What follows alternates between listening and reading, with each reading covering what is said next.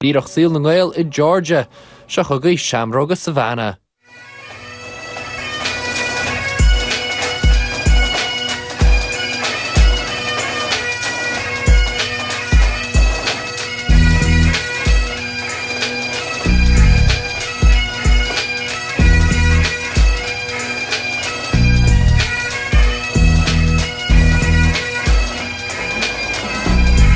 Siopúd, Láile Pádraig in Savannah, Georgia. Mar a bhfuil a tarna práid is mór down fel an teol. Tá suas le tríciad éanad le ghlacha páirt a bráid na blianasa. Agus suas le lebanún duine na bhaid bláán asúl as an rair splódrachta. An tear práid na hawn I leabhíl ó láthar na práide scéal online difriúlatáin. Din dermod an geúir sivíalta duntar a láil páirt sí sa baile. Tá na mísa bailí le chéile sa rota seo le tíomh ann Savannah as is mú cosú le Mardi Gras. Ní bhaid ar siúlann seo ach ól is raganne ar feadh 3 lá is 3 Fáilte go dtí Shamrock Savannah.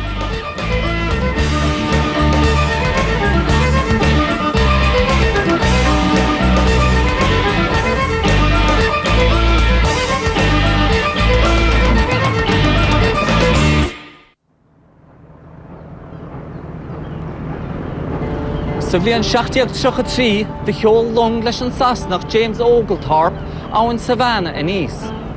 Bordínte, bhí suas le 150 passionéir eile, agus in na measc son bhí 9 úr éireannach. Nuair a tháinig Oglethorpe a díransa, de ginn sé marga leis an dúiseach Indiach, Tamochichi, agus bené mar a chuireach tús le cólínach Georgia agus le Cahir Álan, Savannah.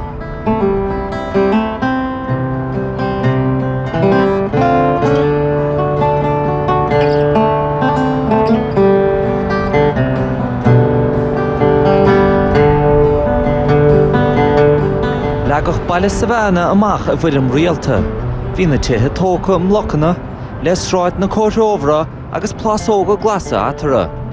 Bé Savannah an chiad chathair planálta America.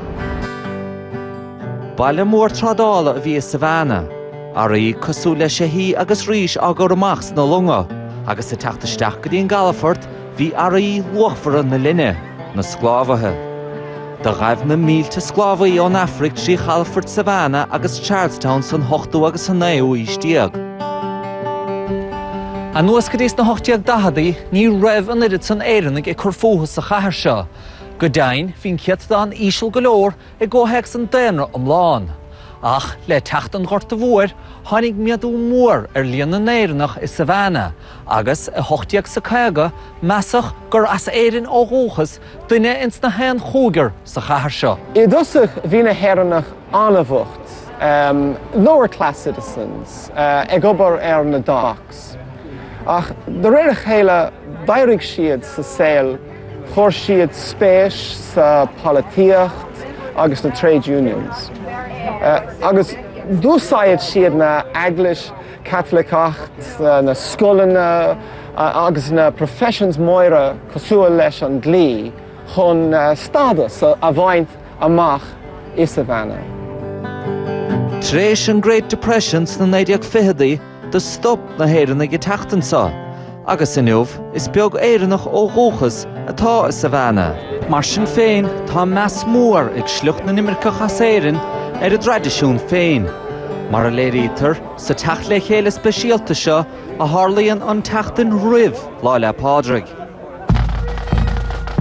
Duine na Cumann Ghaeilge is sinne I Savannah a slí ón Ard Douglas go dtí Groscheilteach in Emmett Park.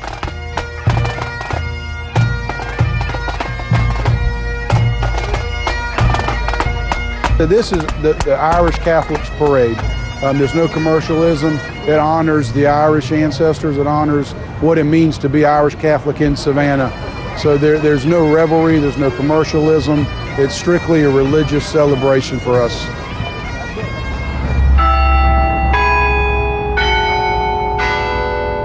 Gustarúil is baistí, presbytérí agus metodistí is smóhíonn seo in dhéisgurt na stáitíntaithe.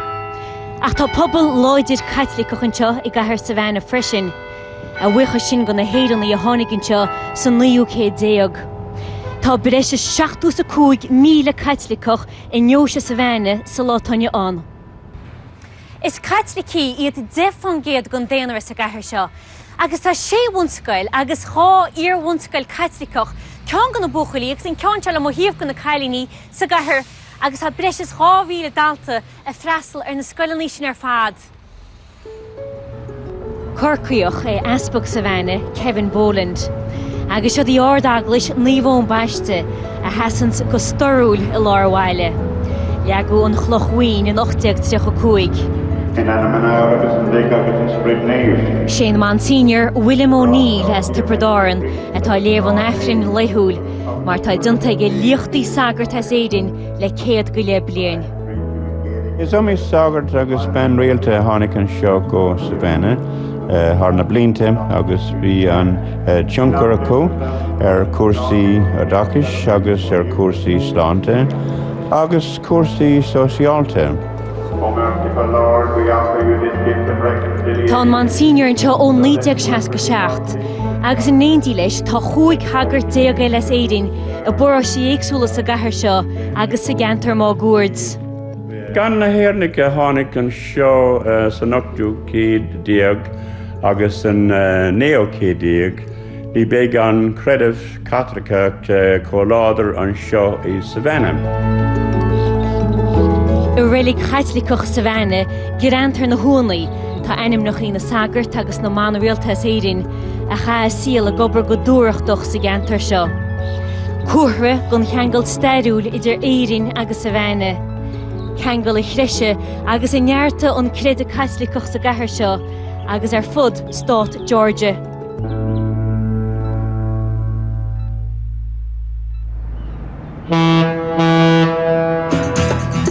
Fiú sa látáinne bhain sí nán Crisle na Catharach. Tá Calafortan sa an gahú ceanna smó Tá tarach ar stíochtan sa leis I ggólachtaí mór a déanthúsaíochta agus targaíochta. Chur leis sin an 2,000 scláire a raslíonn ar chláiste alíonn na scad. Agus crothítar ráideach na muochta anna chláin túúl, ach ní ga chéine a bhainean buntáiste. Sa látáinne bhain tá suas le 130,000 duine im reachtain te gahar Savannah. Daoine dú iad tuairim agus 60 fáin giad an néanar omláin. Agus cén áfuil teannas le bra, tá sé feiceálach bhfuil dailt mór fós idir an pobal bán agus an pobal dómh. Enú an feabhs mór a bheith tacar chósaí le 10 bliana nuas, tá breis agus 25 fáin giad don pobal dómh fós am reachtant fé bhunlína an bhochtanis. Tugann 2 milliún trasóir cuairtar Savannah gach blian. Tagann siad mar jaller Johnny Mercer agus Moon River. An leabhar agus scanán cáiliúil Midnight in the Garden of Good and Evil agus tuis gur láthir éireachta náisiúntaí an tanna chathair. Tána chuid chathair taisle gomsa timpeall na tíre, Chicago agus Los Angeles, New York agus Midwest agus an héad. Ach níl mór an charachtar ag buint le na lán des na caracha. Tá siad mar an ggéanna mar réarfa. Ach an car seo is eisceach mar hampla na ceam nó go bratha leis na sean tithe. Cayanach Spáineach, Spanish Mass agus na Hasélias atá faoibh lá ag an am seo. Is caiir bra chun siúl timpeall air. Breis is 16 omláin, sul dosí nó chuidéile gon dam na Keller Láil Park, chuirtar tús le himachtaín seo I Savannah. Tí hir chumtá slú mór daoine a freastal ar tara feis, lá mór ceol, damsa agus sprí. Agus tá daoine seo faoi dheasa ag altan agus ag mór ní bhaonlaí atá takeíonn bealach ar fad as tíorchonil.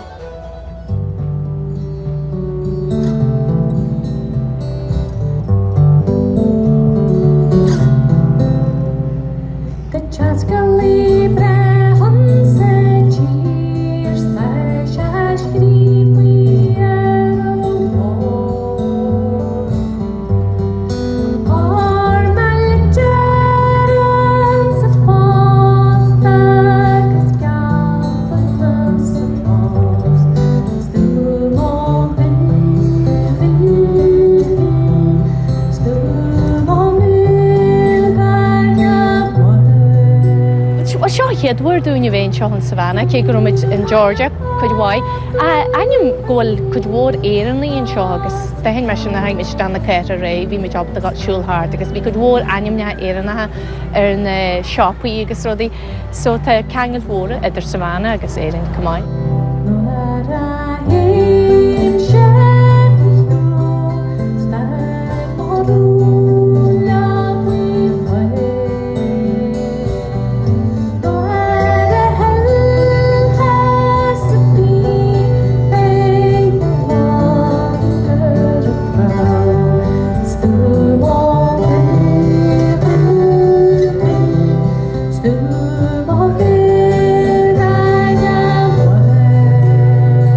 Hannig mise go dtí na stáid charbheith trotha bliana hain den cheadúr agus bhí níos mó álas an am sin ar cheáil neotradiisianta mar deartha. Ach le fadan le tá sim mór in sa cheáil tradiisiúna ceart in na stáid agus ní higann duine bí hagann inis na léonta seo Gary Danny Boy na rahmar sin tá acu go dtí an rud ceáil tradiisiúnta agus tá na cinse go raibh couple of culture tradition there's a lot they should tell you know they need a lot na haje kinche da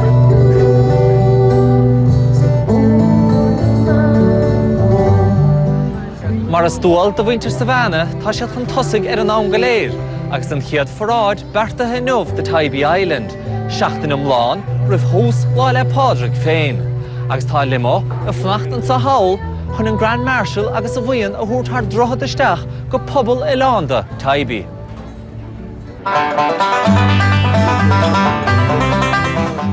An áir olmhór a bheith tofa mar cheann na práide nó mar Grand Marshal ar an bráid is Savannah, ról a bhfuil stád is féile i gháil leis. I mbliana is ag Frank Rossiter atá an Fibhléid, agus tá bród féile ar fé seo, tuisc bhfuil 10 hampla a áthair féin á leanúntaige. It's quite an honor to be Grand Marshal of the St. Patrick's Day Parade 2008 in Savannah. But it's especially proud when you're following in the footsteps of your father, who was also the Grand Marshal in 1972. So it's a special event for family. And that's the way I've accepted this honor, that is not only for me, it's for the Rossiter family, past, present, and future. Happy St. Patrick's Day. Tá Tybee Island tuairm is 8 bhíle díag siró Savannah. Nílach ceirche duine ag mreachtain go buan ar an lán, ach is ána hagan muintear Savannah chun leithanta fada saoraigh a chahabh súna gréine ar shrána organ na láin. Ó cardhhuir tailig lána práide ar Tybee Island, agus a rian san le mothú san atmosfér, anna wintere agus anna cardúil go deo.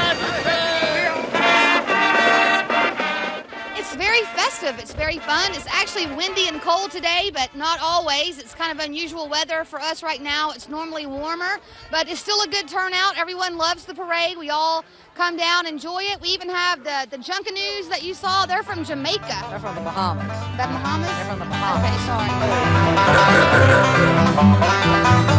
Right here! Yeah! That's awesome!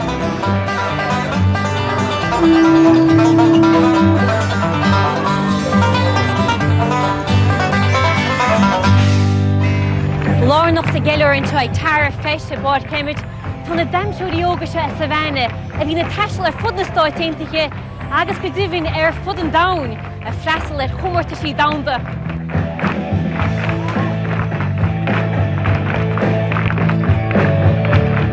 Irish dancing has become quite popular here in Savannah over the years through shows like Riverdance and Lord of the Dance, but it's a great city to grow the dancing because there's different activities, the parade and festivals like Terrafesh and Irish Festival.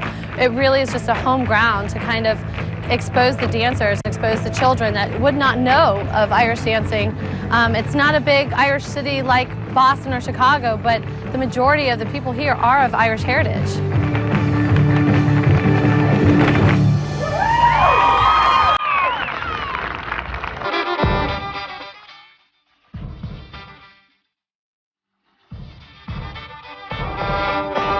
Agus tús cura le ceiliúra na seachtaine, Tá caithear agus mínte Savannah ag papáil don ócáid is cnóthaí sa bhliain. Tá sodar feichnóna ó stáin agus fialana, iad a fada snú go mór leis a dranglam líne agus tráchta a heir ceog ar a gatheir don bhéle mór.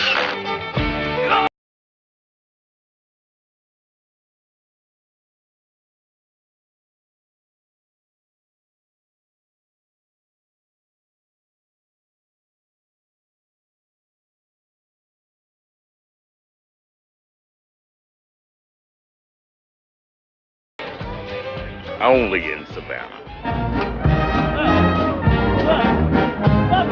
An tróna bhar fóráid láil páraigh chuilh léinn, bailíonn Loch Míleata under the rialtais, agus an Grand Marshal a chéann seo a Garnock Madison, áit a bhfuil dealamh don soirseint cáiliúil go bhunú na héireann William Jasper. Bhása is 16 agus é troid ar chiaad na Americánach in aine tasnach.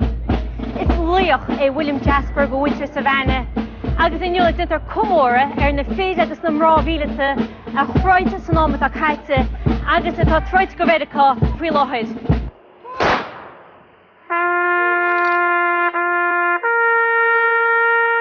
Táidín seo ón arm, ón gabhlach, ón air orsa agus ón ngárda cósta.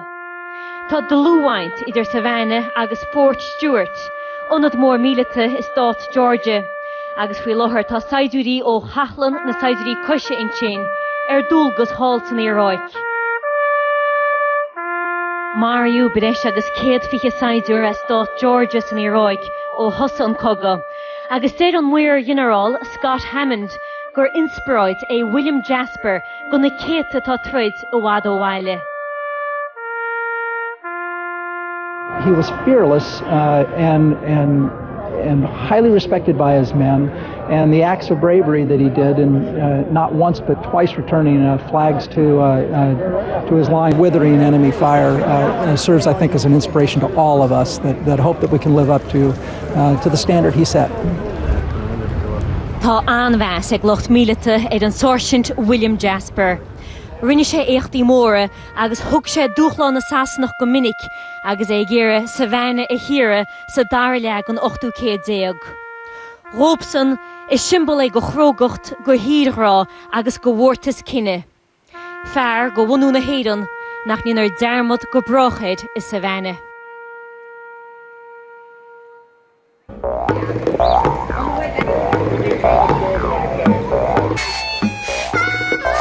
Balloons, hats, toys, souvenirs, toy time!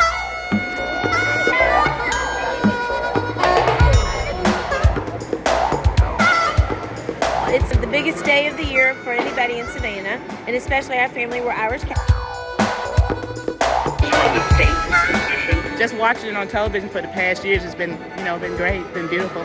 But today I'm here live and gonna enjoy it. Twice I did last year, we'll bring you back. Moch meine tá fibín faoi locht agrahí chuiste láil páraigh, agus iad a chur an slisín bhín leis na holbhúchain gan lámór. Tá beag nach 8 ball sa goiste. Ar an tíbhéile go bhhaile, tá Billy Kelleher an taid is stáit a rinn $50 fostiachta ag casta le mór úsle Savannah. Untáistínta chu fada. Tágan na hairíonn seo, bíonn daoine cainte éireann.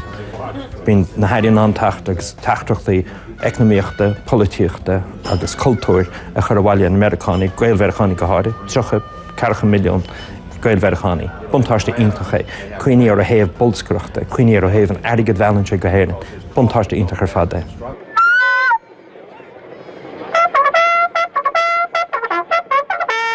Paráid láil páraigh 2008. Cuirtear chun bóthid go teiste meáte. Is ag banna reisiminta Virginia Tech atá onórim líana tús a chuir leis an baráid. Mariú ráhain is fé is sléocht a hála sa scoile nora, ball gon bhainna ceol ina meas sin. He was here with us last year. He was a great guy. He is very much missed.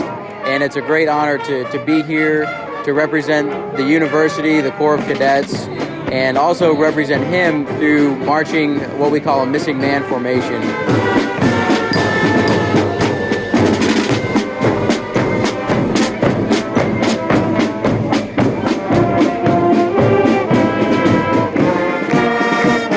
Tugad chuir speisialta do bhana ceol an Lochran Linn, iad tak an slír fad ó charrig bachar a ris I gúnta a bhainecháin. Ní raibh ólas ar thorbh frí Savannah. Bhí an banna ceol inniu airach sa millennium ach fuair mar chur an seachtain seo an bhliain seo agus tá sé ceapam I bhád níos fearr an seo tá an atmosfér bothéanta.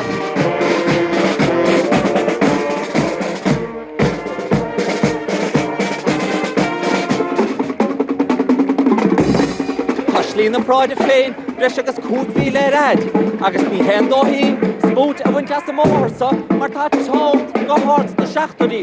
Táirithe nuair a th rud cosú leis seo á thómpar agus.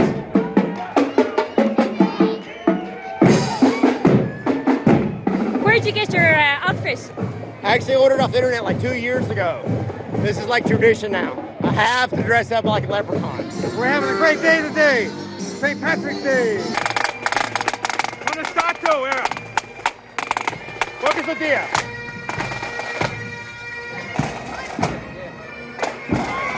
Agus más banthú ní féidir dearmad ag an matín béad an lá seo. Mar is omí póg atá le brunna go háirí hir Locht Adam, agus go dibhinn ar air bit a chahans éidir bhílata. Marall ad heachtain na cosca, bégin paráid Savannah rachtal chead a lá níos luche. Ach ní chuir sé sin as go bhhainna ceol chlún dulcáin a bheith Somália in am go forráid Láil Páric im lá clia.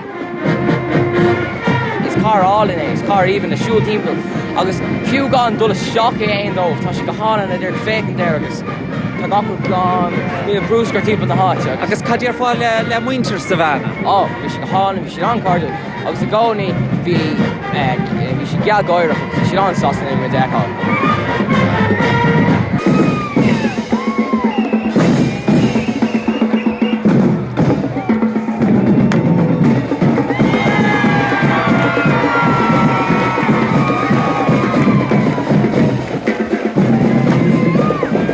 Top of the morning to ya.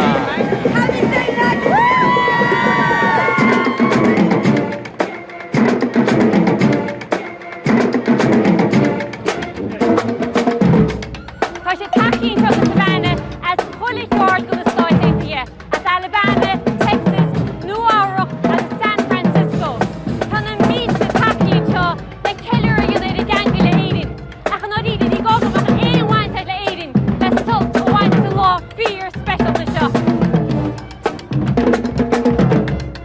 Where have you all come over from? We've all come from all over Ireland, really. There's 18 of us here all together, from Donegal down to Cork. And what you make of Savannah? It's excellent, brilliant place. They love Savannah. They love it. They love it. Absolutely brilliant. How's the nightlife here? Nightlife is very good. We haven't got much sleep since we got here. So, we're all night. Have a great time, man. Tell me, who are you? What do you do? I'm the High Leprechaun for the Shenanigan Irish Society. We're one of the 7 Irish societies of Savannah, but we're the best Irish society because we include our wives in everything we do.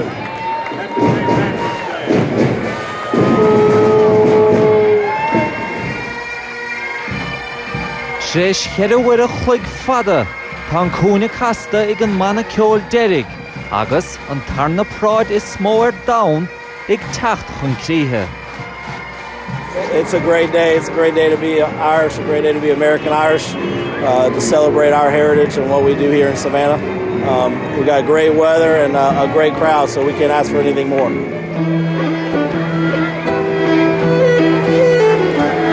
Hey, Bobby. Tréis na paráide, fáim gail Savannah deis casa le seanachárde, a molla go líana, agus gasce agus únta sí an lei a churtríthe.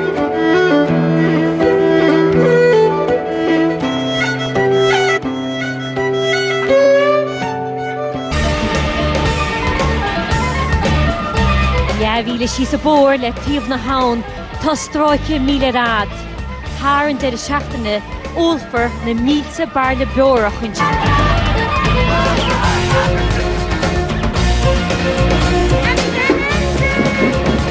Nílinn seo a cha hús, leanna an tól an ragarne agus an sprí go brec an lei.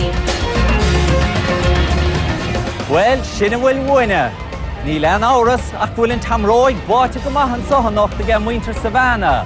Fáilte bhrách riúil curam na héine a tháinig na slúite dín gaiir álann seo, agus ceúra óntaach diantacha a bhaid breis agus seachtain.